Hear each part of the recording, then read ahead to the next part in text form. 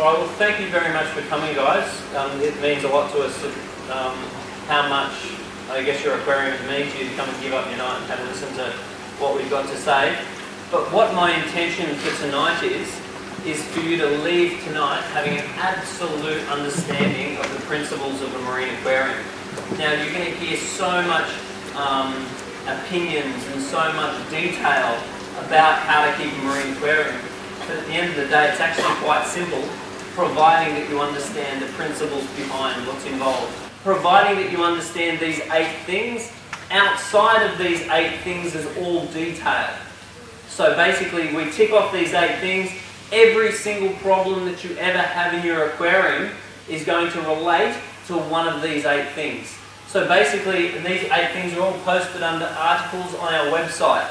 So if you want to refer to these 8 things, go to the Majestic Aquarium's website, look under articles, scroll down, you'll see a whole lot of great articles there, and you'll see the principles up there as well, just for your own reference.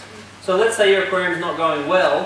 What I really do is invite you to look at each one of these points and see where it might differ to what you're doing, and then providing that each one of those 8 things is in check, you'll find that your aquarium will run absolutely beautifully. And then by the end of tonight, I guarantee every single one of you will have a very confident and comprehensive view of what's involved with the marine aquarium. And my intention is for this really to be a seminar. So though I've got a bunch of stuff I was hoping to say, I'm really not attached to any of that information. So if you guys keep asking lighting questions, or if you guys keep asking propagation questions, or anything you want to shoot at me, feel totally free, because my intention is not for me to be giving you a speech, but to actually interacting as a seminar.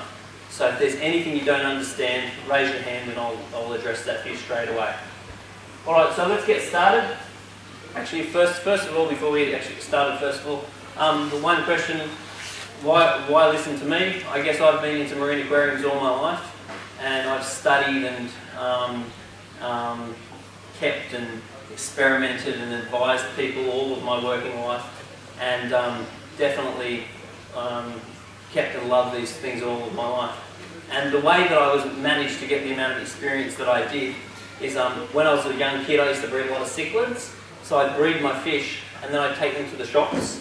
And then when you take your fish into the shops, if you go asking for cash for your fish, you don't really get very much for them, whereas if you're doing a trade, then they're really quite flexible with you.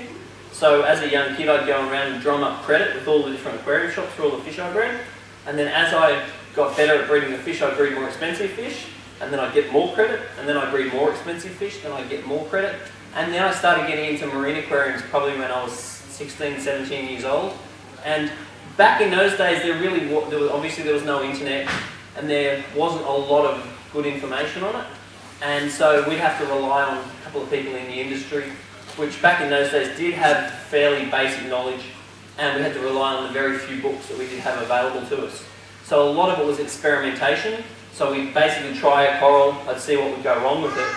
Then next time I'd try it in a different way and monitor how that actually went. And I look back on that and I realised what a valuable experience that was for me to be able to build up this sort of knowledge that I've got now. And of course experimenting, working through the advice that I give you guys as well.